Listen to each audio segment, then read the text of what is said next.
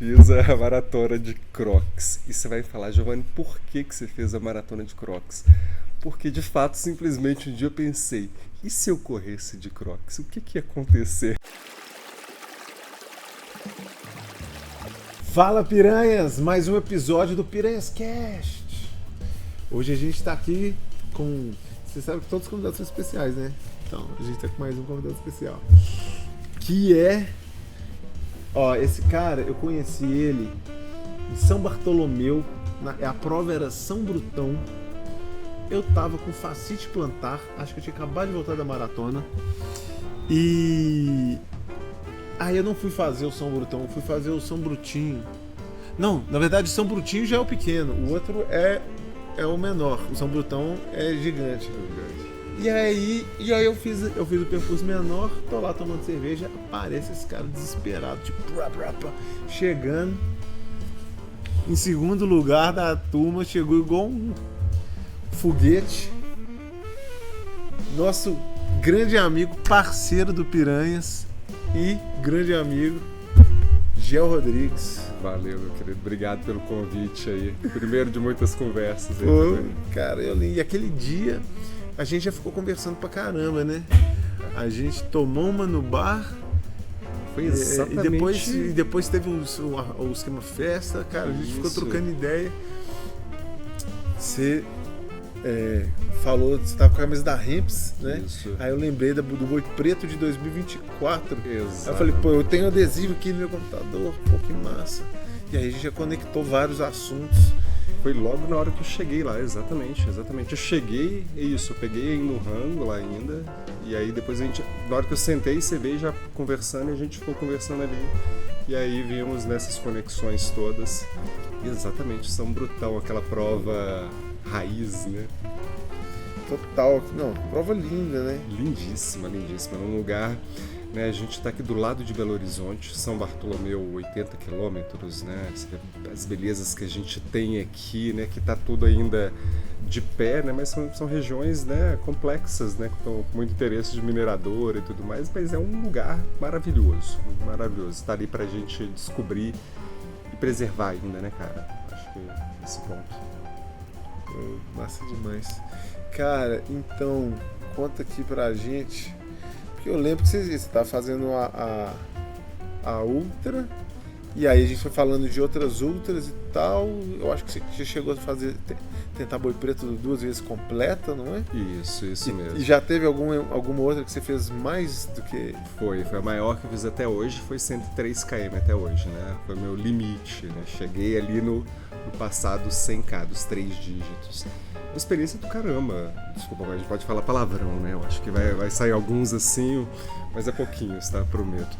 Mas a Ultra, assim, passou de 100 km, é uma experiência, eu acho, muito incrível, intensa, assim, pro corpo, sabe? É um exagero, óbvio. Eu acho que não é uma coisa, às vezes, assim, que dá pra se fazer tanto, mas ela te traz umas experiências muito boas, assim, consigo mesmo, sabe? Acho que a Ultra, ela me ensinou muita coisa, né? Essas longas distâncias, não só os 100, né? Os primeiros 50. A primeira maratona é muito difícil, né? E você passou direto pra Ultra? Você foi só subindo? Ou você já teve um histórico de corredor de rua? De corredor de rua, vamos lá, né? Assim, eu comecei a correr em 2013, isso mesmo, 2013. 2013 que eu comecei a correr. Então a gente tá falando aí já de 12 anos, né? Não, minto, 2012. Então são quantos anos? Minha matemática aí, eu também sou de humanas, espera aí, nós estamos falando de isso mesmo, 13 anos. E 14, né? Então, assim, comecei a correr cara, eu tive um histórico de saúde, né, complexo, que eu tive um câncer aos 23 anos de idade, né? E depois desse tempo eu demorei um pouco para me recuperar, assim, a parte física, né, sabe? Demorou uns 5 anos para eu conseguir ter mais disposição, enfim. Mas no momento que eu comecei a voltar, né, eu vi que eu estava com um pouquinho a mais de peso, né, não obeso, mas estava com um pouco a mais de peso. E eu tava vendo muita coisa sobre corrida bom para a saúde em outros aspectos, e eu acho que talvez eu possa tentar um esporte individual, né? É individual, mas não é tão individual assim, né? O Piranhas, eu acho que essa mostra que não é tão individual assim. Existe um indivíduo ali, mas tem esse grupo a corrida, todo. né? Tem um clichê, né? Que a corrida é o esporte individual mais coletivo. Mais coletivo, exatamente, né? Então é um lugar onde o cara que ganha a prova ali na frente, ele pode chegar muito rápido, o último que chegar também vai chegar no mesmo lugar, cada um no seu ritmo, né? Isso aqui é a parte legal. Posso dizer que a gente vai sofrer do mesmo jeito, né? E, enfim, qual era o outro ponto da pergunta? Não, eu vou te perguntar da Ramps, mas antes da Ramps, antes da gente entrar no assunto do empreendedorismo, cara, a gente falou sobre várias doideiras, né? E uma que ficou na minha cabeça, que você depois até mandou a foto no Piranhas Clube, que foi, você fez uma maratona de Crocs, velho. Que doideira foi essa? Todo mundo ri, né? Exatamente, fiz a maratona de Crocs. E você vai falar, Giovanni, por que você fez a maratona de Crocs? Porque, de fato, simplesmente um dia eu pensei, e se eu corresse de Crocs? O que ia acontecer? E eu quis ter essa ideia mesmo, né? Mas você chegou a treinar antes de Crocs? Não tinha treinado de Crocs. Eu vi que, de fato, tem um cara, um ultramaratonista, se eu não me engano, ele é filipino. Na época, assim, foi até uma época ainda onde Facebook, quer dizer, tudo bem que tem muita gente que ainda usa, mas que se tinha uma serventia um pouco maior, talvez, ali, né? E que eu usava muito, eu descobri esse cara que ele corria, mas era aquele Crocs que geralmente você vê profissionais da área da saúde no hospital, aquele Crocs mais robusto, exatamente aquele. E esse cara, ele corria ultra, então era ultra em lugares tipo floresta tropicais, subtropicais e tudo mais, e ele correndo com aquilo, eu falei, cara, dá pra correr de Crocs mesmo, então adoro, acho muito bonito, confortável, acho que eu vou correr com ele. Vai ser uma boa ideia. E essa foi a minha ideia, assim, eu vou correr de Crocs. E aí quando eu cheguei na Maratona de Floripa, inicialmente eu não fui pra lá pra correr de Crocs. Mas aí por coincidência eu fui almoçar em algum lugar e vi uma loja de Crocs. Eu falei, olha, tá aí a oportunidade. Cara, então, é uma coisa ainda, que o Crocs ainda não estava amaciado. Não estava amaciado, exatamente. E aí eu comprei duas, né, cara? Comprei o modelo que eu corri, que é aquele mais reto, né? Ele é grosso, tem um drop alto, né? Tem uns pontinhos aí, que é o detalhe, tem uns pontinhos ali. Fazem massagem no pé. Faz a massagem no pé quando você tá usando ele no hospital. Talvez para correr eu acho que ele tem uma função um pouquinho diferente. É tipo ralar o seu pé. É isso que eu descobri no final. Mas eu terminei a maratona, 4 horas, alguma coisinha, assim, fui devagar, super devagar mesmo. E foi muito legal porque eu via algumas, né, assim, eu via pessoas falando algumas coisas. Eu lembro que na hora da chegada, o sotaque carioca, cara. Era carioca, certeza que foi assim. Porque ele falou uma coisa que pra mim é só um carioca que fala. Que ele não fala moleque, ele falou leleque. Aí um leleque, o lead croc. Eu falei, cara, tem um carioca ali mesmo. E foi a frase. Cara, e de outras doideiras que a gente já conversou também. Cara, assim, eu sempre tenho muita ideia meio fora da caixinha, meio maluca, só que aí a gente trocando ideia, eu acho que você tem as ideias mais malucas ainda. Mais ainda? Cara, Fala aí daquele projeto seu de correr a Pampulha durante 24 horas. 24 horas, pois é. De onde que surgiu essa ideia? Mais uma também que eu falei assim, será que alguém já correu as 24 horas na Pampulha? Eu descobri que já tiveram algumas pessoas que já fizeram, acho que foram poucas, 2 pessoas oficialmente, assim, que foram ali e tem alguma notícia que correu essas 24 horas, né? Não recente. E eu falei, que legal, né? Porque eu de fato, eu gostei muito das ultras, não é se correr só no mato, em qualquer lugar. O correr, pra mim, tem um significado muito bom, né? De ter um tempo comigo ali mesmo, né?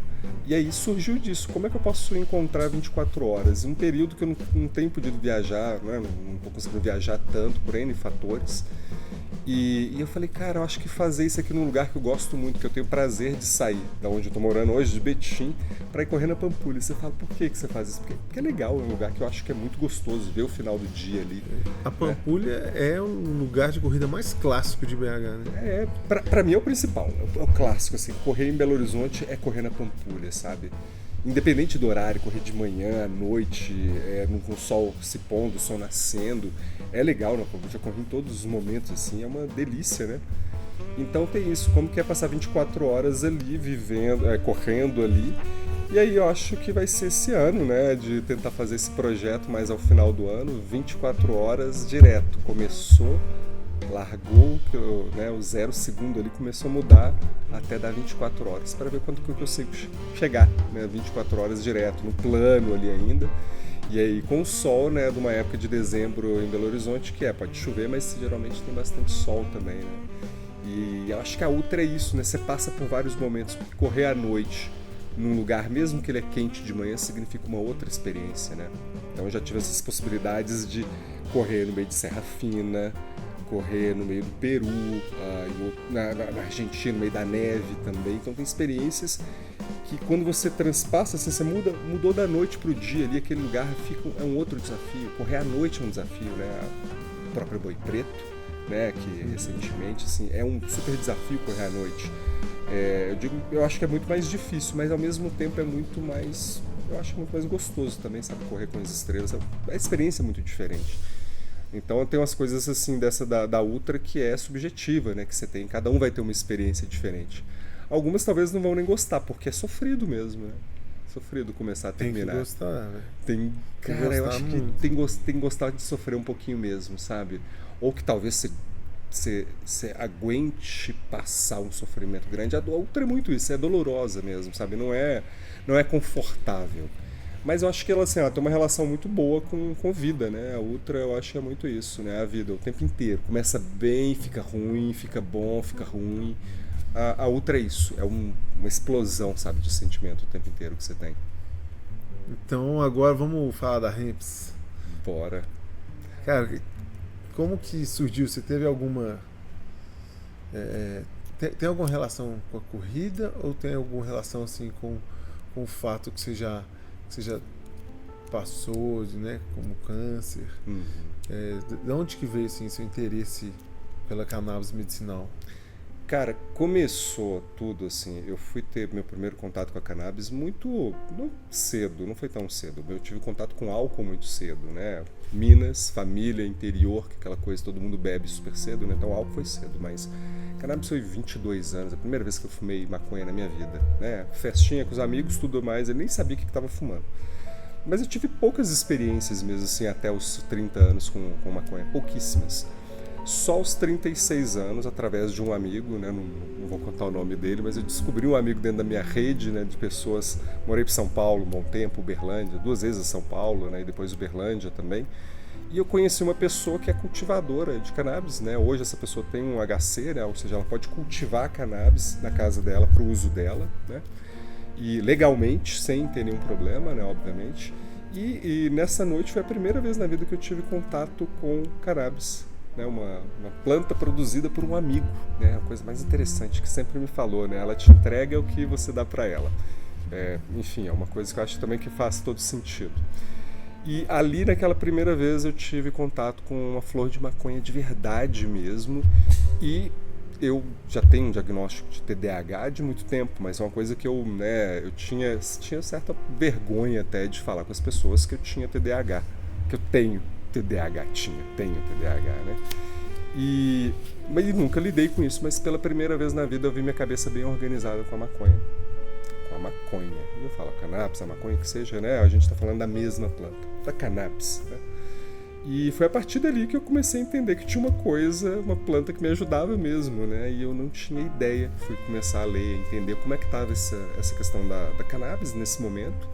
Aquilo era, a gente está falando de 7 anos, né? Então estou falando de 2018, né? Então naquele momento que eu entendi que aquilo poderia me fazer muito bem, fui entender que já tinha uma linha, olha só, né? A gente está falando ali de 2018, a linha médica científica sobre a cannabis já estava forte há muito tempo e a gente nem tem ideia. A gente em Belo Horizonte hoje estamos numa cidade que que está votando, implantou ainda não, né? Está votando em segundo turno uma lei para proibir, né? Para multar, proibir não, né? Multar as pessoas que fumem maconha na rua.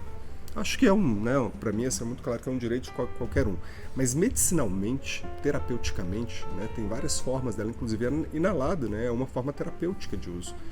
E eu descobri que ela me fazia muito bem. E muito, muito bem. Acertou minha cabeça, me ajudou com outras questões. me ajudou bastante, né? Então a Aí maconha estudar sobre cannabis virou um hobby. virou um hobby, e quando eu vi que aquilo de fato é algo que está ajudando em inúmeras condições, não só a minha, mas em inúmeras outras condições críticas. A gente cresceu com um monte de ideias sobre a cannabis que matava neurônio, e a gente sabe que não, que ela ajuda a formação e a preservação dos nossos neurônios. Hoje, graças à ciência, a gente não comete mais esse crime de falar que cannabis mata o neurônio. Não é isso. A ciência já está mostrando isso pra gente. Então isso é muito legal. Então, descobrindo isso tudo e como ela me ajudou, eu falei, eu quero estar nesse lugar aqui agora que ela está se abrindo para ajudar outras pessoas. Então, como eu falo, ajudar pessoas que ligam, às vezes sem nenhuma informação direito, ou às vezes até vindo de médicos com uma informação muito ruim a respeito sobre a cannabis. Eu ajudo essas pessoas a encontrar uma solução terapêutica para o caminho dela, seja associação, seja comprando óleos, enfim, de várias formas. Então a hemp surgiu a partir disso, de uma certa indignação também com a questão que a gente está falando de uma planta, né? Que eu torço para que todos nós tenhamos acesso a ela, né? Não só via farmácia, mas com a possibilidade de cultivo mesmo, né? Então, antes de tudo, antes de vender produto, eu estou a favor de que eu, que minha família, que meus amigos, todos os piranhas, né? Todos os piranhas, né? Piranhas, enfim. Aqui, todo cardume, né, possa ter acesso a isso, que é uma planta, cara, que pode só beneficiar na nossa saúde, principalmente as pessoas que conseguem entender a complexidade dela. E aí você resolveu abrir a Hemps. Aí eu falei, cara, eu não me vejo fazendo uma outra coisa que não seja trabalhando com isso, e a Hemp surgiu no meio de muitas epifanias. E aí num dia, voltando de São Paulo de um evento de cannabis medicinal em São Paulo, com aquele monte de ideia frenética na cabeça, aquele monte de coisa surgindo. E aí, durante o voo, aquela concepção, cara, qual é o nome de uma empresa, hemp, pessoas. Então, o nome Hemps é a junção de hemp, que vem também né, sou da geração do Planet Hemp, né, cara, tem um apreço muito grande pela música deles e tudo mais. E hoje é uma consciência muito grande como foi importante escutar, né, aqueles caras também. Então a Hemps é a junção de hemp e pessoas. Não é hempes, é Hemps mesmo, né? Então é o que eu imagino, que as pessoas têm que ter acesso a isso, que é uma parte de uma ciência natural que a gente já usa há 12 mil anos para cuidar da saúde. Então acho que é esse o caminho. A Hemps é isso, sabe? É uma parte minha que está ficando aqui. Eu tenho um carinho muito grande por isso que eu estou criando pela primeira vez. Eu acho que também é um dos primeiros negócios que eu me dedico a muito, com tanta energia, como se eu tivesse 20 anos de idade. Acho que tem isso também.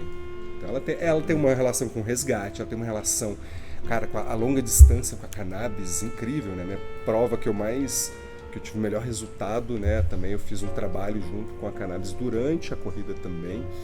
E foi a prova que eu tive, assim, o melhor resultado meu melhor resultado é não ter dores, né? Chegar bem numa prova e falar, cara, cheguei bem, inteiro, com vontade de correr de novo. Então, isso é uma coisa bacana. Eu acho que é uma companheira hoje importante, sabe? E que mais que se relaciona de uma forma mais íntima a cannabis com o esporte? Olha, ela é bem semelhante muitas coisas à vida mesmo, sabe? Da gente no dia a dia, sabe? Ela nasce, dá frutos, morre, vai ter o seu potencial lá em cima. A gente também, inclusive, correndo, né, cara? Né? A gente vai ter um melhor momento que a gente vai ter uma superpotência, mas em determinado momento nosso corpo vai cansar. Nós dois somos, né, do mesmo ano, né? 8-2, né? Então, assim, a gente vê vários momentos, até o momento que o corpo da gente precisava muito daquele estímulo o tempo inteiro. Agora talvez ele precise menos, mas ele precisa, né, com mais cuidado, talvez com menos desgaste, distâncias menores, mas ao mesmo tempo precisa correr, né? O correr eu acho que é uma relação com continuidade, sabe? É exatamente isso. Correr para mim ele é parte da minha terapia, para mim pessoalmente. E acho que assim, se eu fosse voltar, por exemplo, lá, sei lá, quando eu tinha 7 anos de idade, a melhor coisa que eu falaria pra mim é assim, meu irmão, corre. Mas eu acho que talvez tenha até dito mesmo, mas corre. Mas não é correr de nada, é correr mesmo, porque isso é muito bom, cara. Eu acho que uma coisa, alguns dizem que é o esporte mais ancestral, a prática mais ancestral que os seres humanos têm, né? Da corrida. Eu acho que tem uma coisa bem interessante aí mesmo, sabe? Quero explorar isso mais para saber como é que é, né?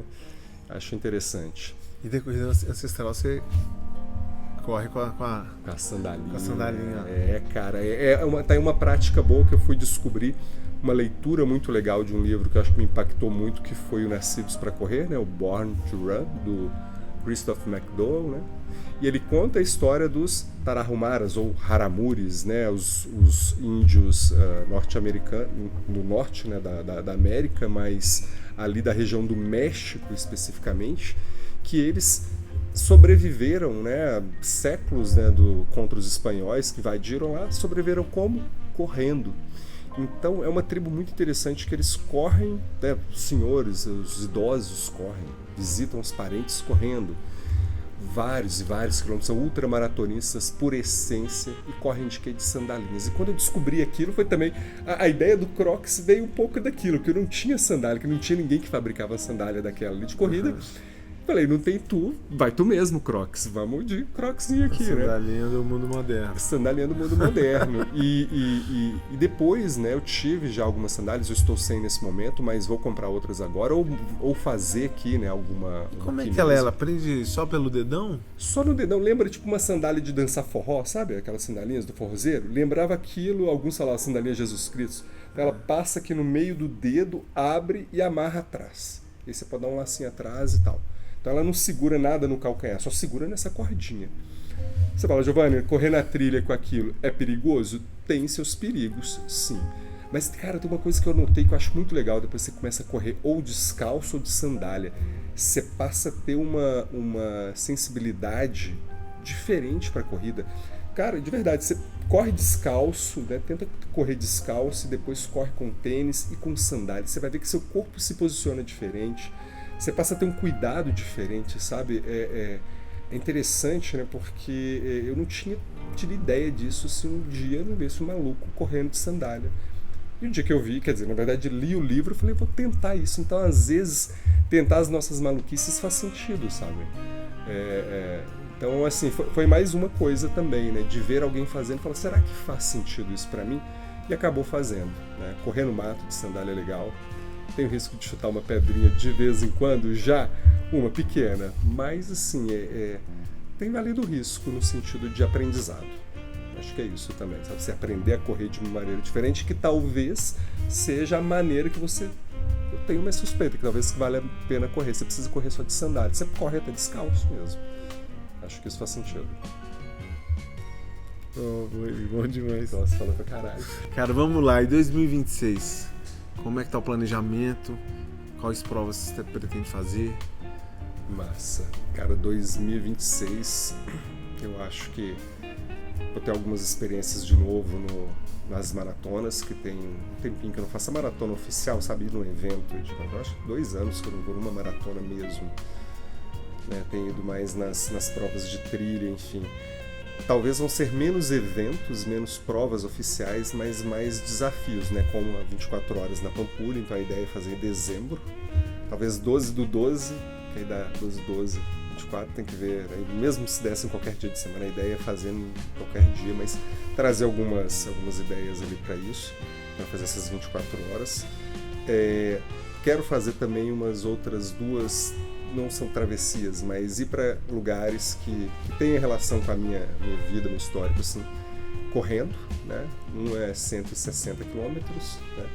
Casa dos meus avós, que aí eu vi que dá para fazer um caminho só sobre trilha, saindo da minha casa atualmente, hoje, chegando até lá. Que é qual município? Presidente Kubitschek, do lado de Cerro, passando pela Serra do Cipó, então vou quebrar para pegar aquele lugar todo ali. Tem um projeto que eu tô com um amigo que a gente está tentando fazer já há um tempo, que é a nossa estrada real, né? Saindo, mas não saindo de Diamantina, né? Saindo do Rio de Janeiro até Diamantina, que minha família está toda ali na região também, então é um lugar que eu quero.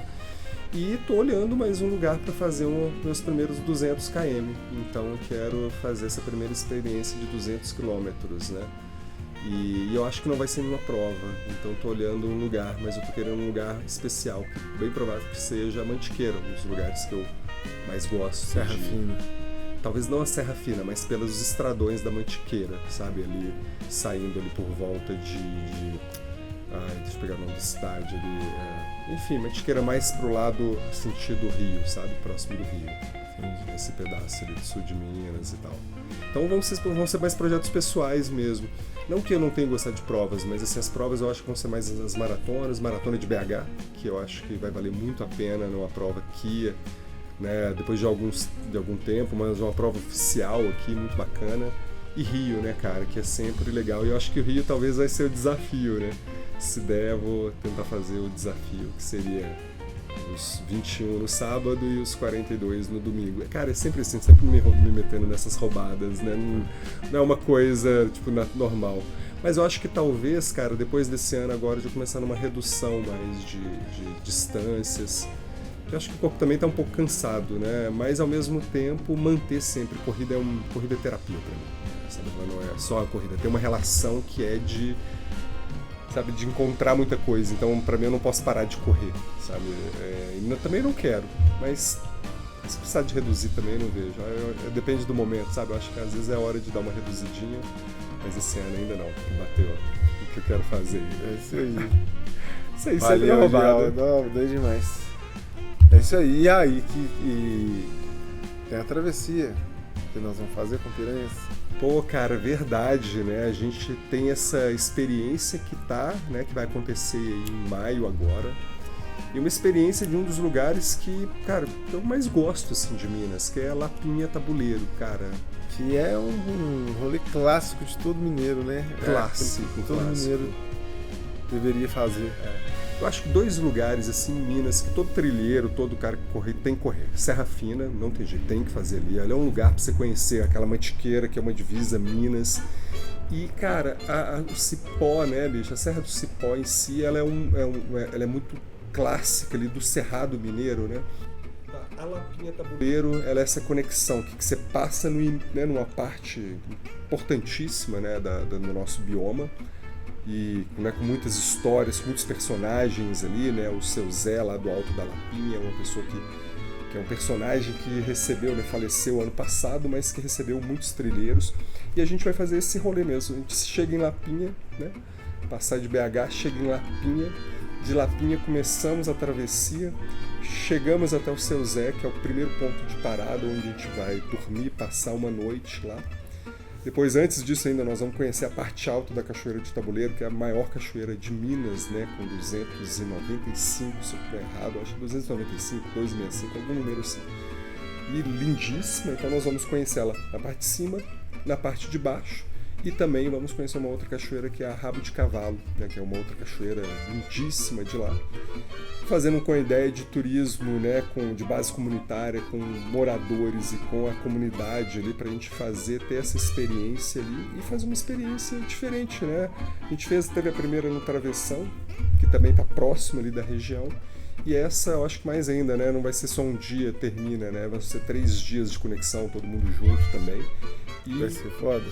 Podendo vivenciar essas histórias, essas pessoas ali, né? E conhecendo outros grupos, não vão ter só a gente lá nesse período, é um período de feriado de 1º de maio, né? Então é um período que a trilha tá cheia, né? Começa ali o inverno, também um período que já começa a ficar bom para fazer as trilhas. No Brasil, que, né, a gente tem essa região que a partir de abril, né, um período de alta montanha.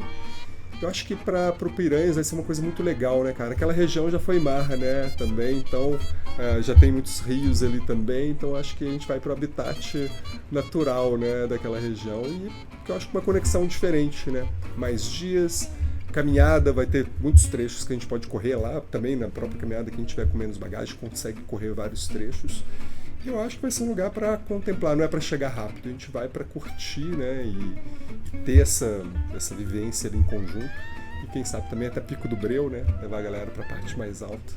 Então vai ser uma experiência muito legal. Eu acho que é isso, né? Muda muito na hora que você sai de uma experiência de um dia, que você vai fazer 3 dias, né? Pode ter perrengue, pode ter muitas experiências ali. Eu acho que vai ser uma coisa nova para todo mundo também. É isso aí, ó. Quando sair a página de divulgação, a gente vai deixar no link aí na descrição. É isso aí. Fiquem ligados, cenas dos próximos capítulos Piranhas. E que vai rolar outros ainda, né? A gente fala Lapinha primeiro, né? E tomara que venha que a gente faça outras experiências. E na verdade já é o segundo, porque outra versão já foi o início desse projeto aí. Né? Então valeu demais, Gel. Você, meu querido. Um abraço, valeu, galera. Até a próxima. Valeu, turma.